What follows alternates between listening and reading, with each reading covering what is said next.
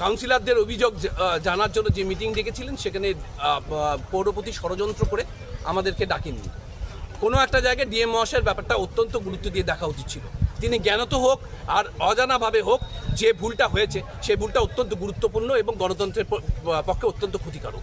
DM মহাশয় যেখানে নিজে গিয়ে পৌরসভায় মিটিং করছে সেখানে বিরোধী কাউন্সিলররা নেই, তারা অভাব অভিযোগ জানাতে পারলেন না।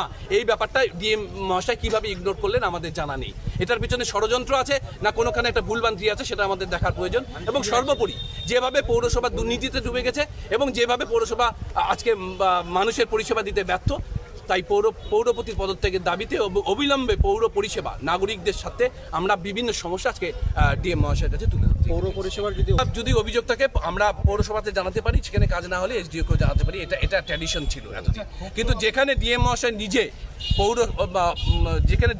নিজে পৌরসভায় গিয়ে কাউন্সিলরদের মিটিং করছে, সেখানে বিরোধী কাউন্সিলর থাকলেন না, অথচ ডিএম মহাশয় ব্যাপারটাকে উপেক্ষা করলেন।